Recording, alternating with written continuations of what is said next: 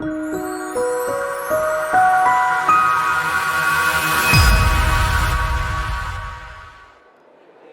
in Riyadh, in Saudi Arabia, attending TOURISE, a big conference here in this part of the world. And with me I have Majid Khan, the CEO of Air Connectivity Program. Thank you for being with me, first of all. Thank you so much. So, Air Connectivity Program, can you tell us a little bit about it? What is your role? What is your job? Air Connectivity Program was established in 2021. As part of Saudi Arabia's national tourism strategy, which is to grow inbound tourism to 150 million by 2030.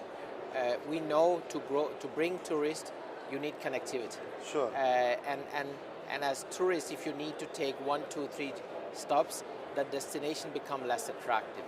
So our aim, we were established to follow the national tourism strategy, to develop direct routes with our own carriers and with foreign carriers from the key source markets around the world into Kingdom of Saudi Arabia. So it's from China, it's from more from GCC to our secondary cities, European market, North America, etc., and to grow the existing capacity so you can have 1, 2, 3 daily flights and make it more seamless. What did you achieve until now? So far the program has been highly successful. Since the establishment of the program, more than 80 new routes have been added, 17 foreign carriers. To highlight few examples, we have had great success stories from China. All top Chinese carriers are now operating direct flights from Guangzhou, Shenzhen, Beijing, Shanghai into Kingdom of Saudi Arabia. Furthermore, we have Hong Kong as well, direct flight from there to our capital city. So you're targeting Asia region a lot. Our target, China is definitely one of the big source markets, of course. Otherwise, we are targeting Singapore, we are targeting Japan, we are targeting Korea as well. But of course, also from westbound, from Europe, UK, France, Germany, Italy, North American markets.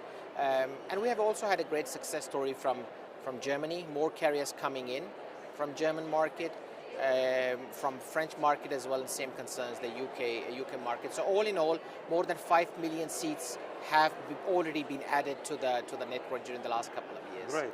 TOURISE already built a reputation about big announcements happening here. So what did you announce during this event? So, if you look overall, it has been an incredible event actually, right? Yeah. But for the air connectivity part, we have had 2 announcements. Number one, Red Sea is a very important market. We are having some very beautiful luxury resorts there, so we need connectivity. So together with Red Sea Global, our Saudi Tourism Authority, in partnership with them, and we announced together with Beyond a direct flight from Milan Malpensa into Red Sea. Furthermore, together with our ecosystem, so it's Saudi Tourism Authority again, our Civil Aviation, High Region Development Authority, we announced direct flights from Doha into High. So in that case, for Doha case, it's actually connectivity now from 170 plus destinations of Qatar Airways network via Doha into High. So we can grow the inbound tourism and enhance the connectivity. Which are the markets that you prioritize at this point, the next ones that are coming? Of course, China is a very important market, and you already opened China, but there are more to come. We need to do more. We need to do more. We have the thing is, when we bring an airline, we would like to make sure we grow that airline further. Okay. So we keep the existing capacity, but we grow the airline further. So if they start with 2, 3 weekly flights, grow it to daily. If it's daily, double daily, triple daily. Understand. Is to make the destinations even more attractive. So we need to grow the existing carriers, and we need to bring even more carriers from the markets I mentioned, like Japan, Korea, Europe. European market, North American market as well. Great. So this region, you have a lot of competition. So it's many airports around the region are already established as hubs, like in Dubai, in Qatar, or even in Istanbul. How are you going to compete with those? What are the incentives you offer to the airlines to attract them to your airports? I don't see this as a competition, to be honest. I see this more like an opportunity, because we know, for instance, if we take the Chinese market, right? The travelers fly to Europe, they have itinerary of 4 or 5 different destinations, right? So they travel to, I mean, you know, if you get a traveler into Frankfurt, the chances of that traveler flying to Krakow are pretty high than if they flew to the GC.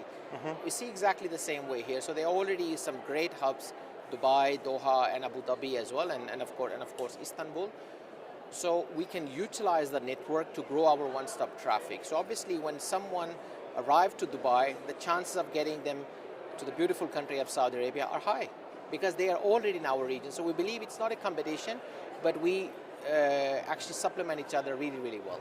Collaborate, not to compete. It's all about collaboration, Absolutely. whether it's internally. I mean, as I highlighted earlier, the 2 announcements we have had this week, it's based on collaboration. It's based on collaboration with the airlines. It's based on collaboration with our entire ecosystem. That's the strength of Kingdom of Saudi Arabia, that there is a huge ecosystem which collaborate together for one goal, which is Vision 2030. Last but not least, I would like to ask you about air connectivity in general. How do you anticipate that will evolve? And also, there are a lot of discussions sometimes in some parts of the world about reducing the short-haul flights to reduce the carbon footprint of the aviation. So what is your opinion on all this? I mean, going forward, we know air connectivity is very important for tourism. Without air connectivity, I mean, tourism, we cannot bring people together, actually. We know the demand is absolutely there, but supply in the sector is not there in terms of aircraft deliveries globally. So whenever we are developing new routes, we are competing with maybe 5, 6 other competitors, either in the region or globally, actually. So I believe we need to focus on 3 things: cost. That's total cost of operation for the airlines, because to make sure that airlines, they can have a sustainable business, have the lower cost into the market they fly to. Now I'm talking more globally. Efficiency is important, and then experience, because we have seen in the past that airports globally have been seen as infrastructure providers. Yeah. But now, as a tourist, when you fly around the world, your first entry point to a destination, whether it's Spain or Italy or anywhere else, it's actually the airport, right? Absolutely. So the experience is important.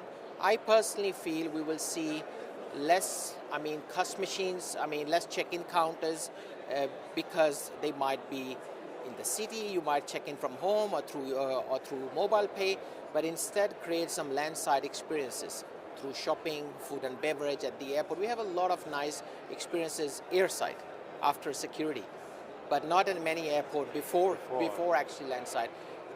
Keep the cost down.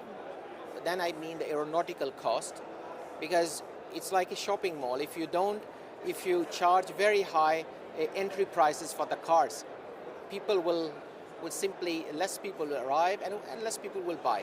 Sure. So it's about getting the passengers and the airlines into your airport, and then you can increase your spend through the non-aeronautical revenue. And finally, I feel all the new airports around the world, the master planning of the airport shall be defined based on the tourism strategy of the nation.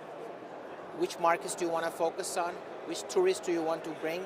So you can design the entire customer journey and the experience based on your inbound flow. So the experience of the traveler is going to be enhanced, let's say, and differentiate, even starting by the airport. Absolutely, absolutely. So you should start from door to door, so from home to you are back again. Technology will play a big role, no doubt about it, but of course we should not lose the human touch, the people-to-people contact, so you feel special flying through the various beautiful airports around the world. Perfect, great. And in that case, I believe Saudi Arabia is well positioned. I mean, it's a beautiful country. I always say Saudi Arabia is like a continent. I mean, you have the beaches. If you're a foodie, incredible place to be. Cultural, Saudi Arabia has it all, and Saudi Arabia has an amazing geographical location between east and west and north and south. So definitely Saudi Arabia will play a And big it role. has also another great advantage that is coming as a relatively new market, new destination. So they have the opportunities to fix all the issues that others have done Saudi Arabia and do better. Saudi Arabia is doing incredibly well, and we believe sure. Saudi Arabia will definitely set the stage for I'm sure. how the sector is actually Evolve. developing. Perfect. Thank you very much. Thank you. Okay.